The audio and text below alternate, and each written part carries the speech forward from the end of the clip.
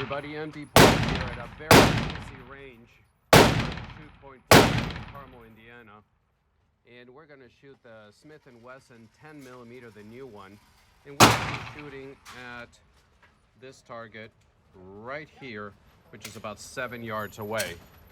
And here's the Smith Wesson. This is the 4-inch without the safety trigger.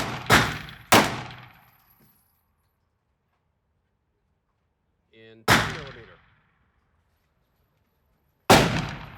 6-hour performance, 10mm. Let's see how we do. See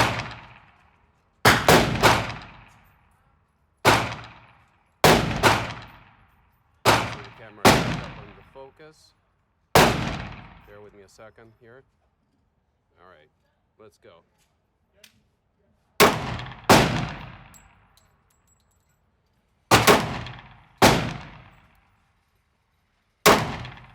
Pull that one. 13 rounds I got. Wow, I'm shooting low.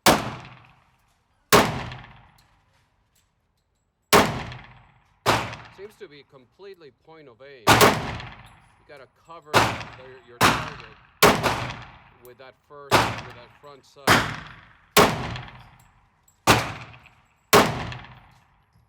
Packs a punch. Pull that one too. But very controllable. Shooting low on this thing.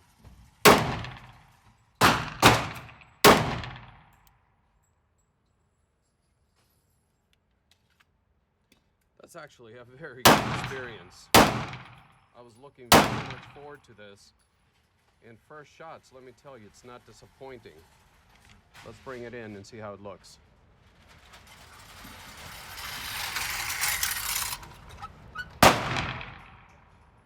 Well, about 7 yards away, that's where it's at. Second mag through it. The first mag put only about 5 rounds. And so far. Stay tuned. The review is next. Hey everybody, M&P Polo here at the range in a very busy day right after the holidays. I'm not sure if you can hear me, especially because I got Rambo a couple of aisles down. But we're going to try the new Smith & Wesson 10mm. 10mm. See how it goes. We're about 7 yards away. That was low.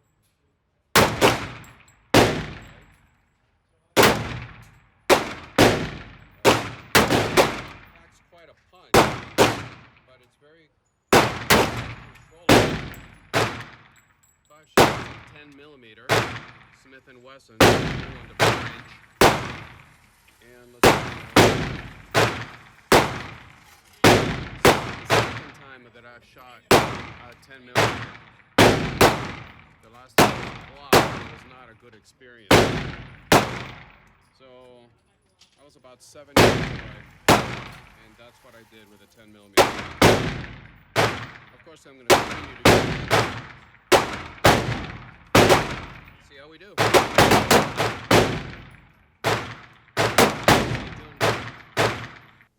Hello everybody, M&P Polo here. Thank you for joining me. Today we take a look at a pistol that I'm really excited about. This is the new offering from Smith & Wesson, and this is the 10mm. Last week, we took a look at another offering that just came out from Smith & Wesson, and although they did a lot of things right with that handgun, the trigger left a lot to be desired for me. I'm hoping to shoot it soon, and hopefully it'll prove me wrong. This time, not only was I very excited about this pistol, but so far it's lived up to all the expectations. So if that's the spoiler alert, well, there it is. So far, I absolutely love this pistol. And let me tell you, this is the first time I've said that about a Smith & Wesson M&P. I love the revolvers, but as far as handguns that I've been able to try, this is the first one that I like. First, let's check for safety. Make sure that the gun is unloaded. I know it is because I've checked them before. but we have an empty chamber and we have an empty mag.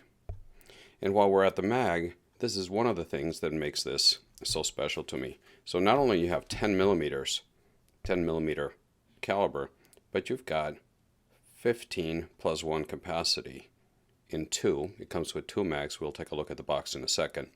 2 15 round metal mags on a pistol that is roughly the same size as a Glock 19X. This has also been safety checked, but we'll do it anyway. So you've got empty chamber, empty mag. You've got a 19X. Everybody's pretty familiar with that size, and that way we don't have to go through all the specs. But here we got a pistol that is roughly the same size as a 19X. And as you can see on the grip, let me line them up. It's kind of hard through the camera.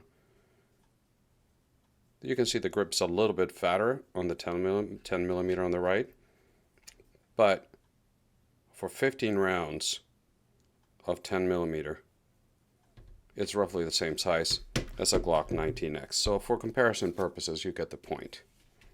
That way I don't have to go through all the specs and everything. And not only that, but they did a lot of changes aesthetically as well, and we'll take a look at that. So there we are. Let me quickly put this aside and show you what comes in the box. Regular M&P cardboard junk box. And in it, in this little cave that they put in here, you have to dig all this out, but you'll find the second mag. The focus catch up. 2 metal mags as I described. You're also going to get 3 different back straps in addition to the one that comes installed with the pistol. They're pretty easy to change, regular M&P type of mechanism to exchange the back straps. So you can customize the grip pretty much to any size you need. And also being optics ready, being the core system, it's got the plates, and you go through the manual, and the manual will tell you exactly what plate to use for what optic, and then you just have to guess what screws have to go in. You get a chamber flag, the mandatory lock, and that's what comes in the box. You also get the manual, and the manual is not something that it was high quality as far as the printing and everything, but it tells you everything you need to know. And for YouTube, it also tells you that disassembling the pistol is for maintenance purposes and for cleaning. It's a safety issue. Also, disassembling and changing the back straps is not something that is modifying a firearm. So taking it down is not a modification, and reassembly is not a modification. It's used for safety and for maintenance, and so you can lubricate the firearm to keep it safe. It's in the manual. And also, as you can see, this is the way the pistol comes from the factory. It's not something that has been modified in any way whatsoever. So there you go, for the experts that are going to be reviewing this pistol. So let's take a look at it. You've got the typical steel slide covered with an Armornite finish in a matte black. And starting from the top to the bottom, let's take the mag out. Just be super safe. Starting from the top, just a plain slide with the optics ready plate, so that is super nice. You get steel suppressor height sights. They are not night sights, they're just regular 3-dot system, but they are nice. It's nice that they're metal. They're dovetailed in, so if you need to replace them, you can. And this time they've changed the serrations. You don't get just the little dumb serrations down here, but this time they progress up to the slide. And I think they look very, very nice. You get them in the front and the back, and they are very useful. They just do what they're supposed to do. Staying up here, let the focus catch up. You got your external extractor. Some of the legal billboards, they have to go in there. And you can see through the windows here, just like with the other M&Ps on the 2.0, you get that metal insert in the front to help with the weight. So very nice slide. I like what they've done with it. You saw in the shooting video, it's a gun that is accurate. I don't have a lot of practice with 10 millimeter. I hope to get more practice as I find more ammo. 10 millimeter locally has been very hard to find. But I think the more I practice with this, the more I like it. And also it's a pistol that, let me back up a little bit. This is not my first experience with a 10 millimeter. I did buy a Glock, full-size Glock in 10 millimeter some years back, and I did not have a good experience with it. I had a lot of problems with the pistol. Mechanically, sent it to Glock several times, came back. Some of the issues were fixed, some were not. I just didn't enjoy it. I ended up, with full disclosure to the buyer, but I ended up selling that pistol, and I haven't owned any 10 millimeter since. This is my first one, and when I went to the range, I had that experience with the Glock in mind, and let me tell you, I was so pleasantly surprised. This pistol shoots like a dream. For a 10 millimeter, from my recollection from the Glock, the recoil is much more manageable in this, and it almost feels more like shooting, let's say, a metal frame 1911 and 45 ACP, rather than what I was used to feeling with the Glock in 10 millimeter. It was very comfortable to shoot. And with that, let me tell you what one of the reasons why it was very comfortable to shoot is this grip. The grip feels just right in my hand. As I said, I have medium-sized hands. Some people were debating that on one of my prior videos, that no, you don't have medium size. I know what size my hands are. And it fits the grip perfectly. It came with a medium back strap with a pistol. I have not changed it. The texture, let's see if the camera can get close enough. The texture is typical M&P 2.0, very, very aggressive. And for the 10 millimeter, it works perfectly well. For some reason, the lighting back here is not liking this side of the gun, so sorry about that. But I want to give you a full look at the pistol here. The texture is very, very nice, very aggressive, and it helps you manage the recoil of the 10 millimeter very well. The controls, you got your slide stop, that is ambi, so you got it on both sides. The mag release works very well. It's got a little tiny bit of texture on the front here, but nothing to write home about. But it does the job right. And with my size hands, I can reach it almost. Oop, there goes the mag. Thank goodness we have two. As you just saw, it ejects the mags very well. That one went flying about 2 feet off the table. And as I do all my videos in one shots, one take only, this is not going to be edited. That stays right in. So the mag release is not ambi, but it is reversible, as you see here. And moving on to the trigger, it's got the new, thank goodness, it has the new flattish trigger that they put in the Shield Plus. It's got the safety lever here, the little dingus as it's been coined to be. And as you can see, it goes all the way through the trigger shoe. It comes out on the other end. But it does go very flat, and it doesn't bother my finger whatsoever. Staying up here with the frame, it's got a full-size pick rail with 3 slots, so you can hang anything you want there. So that works very well. Now taking one more look at the trigger. Let me get the mag out of there. Now it does feel a little bit spongy, but I only have 200 rounds through this. Full disclosure, I haven't shot it a lot, but enough to get a feel for it. So I don't know if you can hear, there's some grit right there. You can feel it there, engaging. There's your wall, and then a 5.5 pound brake, at least on this one. Very nice. And your reset, right there. A little bit of travel, not much, but then you're right at the wall right away. Instant brake. I'm telling you, this is one of the best triggers I've felt in an M&P, period. I like this. There. Boom. And I've gotten some comments from some viewers that are left-handed, and they wanted me to show the pistol from the left-handed point of view so they can see how where the hands fall.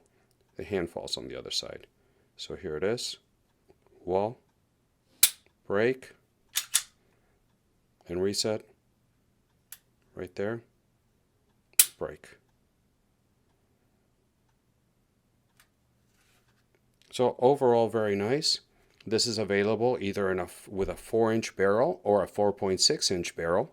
This is the 4-inch barrel, and you can get it with a manual safety, thumb safety here, or without a thumb safety. I chose the one without the thumb safety, and so far this is the only one without the thumb safety that has arrived over to Shoot Point Blank in Carmel, Indiana, and I grabbed it. So as you saw in the range footage, I enjoyed this. I like the suppressor height sights. They were right on. I have not installed a red dot on it because, as I heard one time Justin Opinion say, if you haven't checked his channel, please do. I'm a big fan of his channel.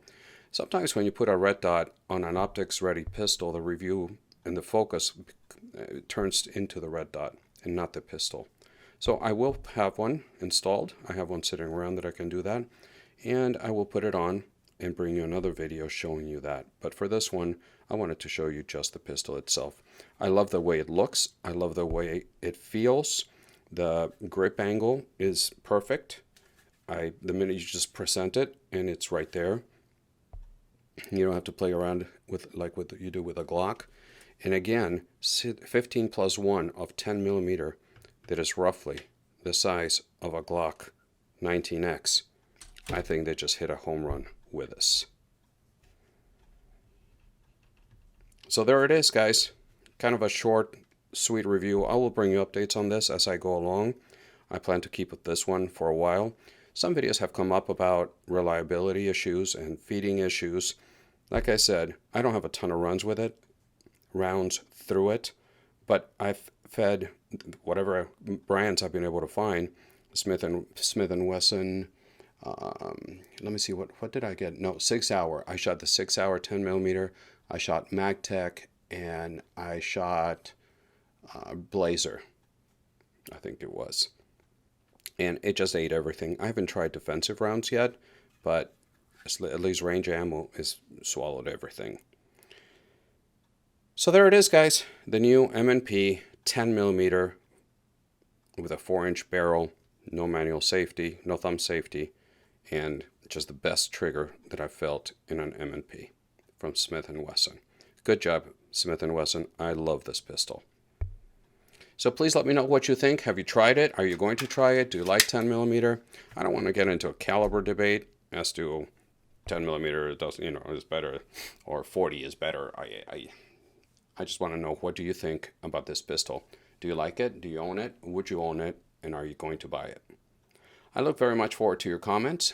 Thank you very much for watching. Please remember that I upload videos every Friday morning, when I can on Wednesdays as well. And that I'm also very active on Instagram. There you can see what's coming down the pipeline for the channel way before it hits YouTube. So please give me a follow there as well. Some people have been asking me why don't I have a Patreon account, and that they would like to help with Patreon. And I do have one, but I haven't done anything with it, to be honest with you. But it is there if you feel so inclined. I'm going to put some effort into trying to figure out how to make that work. So anyway, thank you very much for watching, and until the next time, God bless.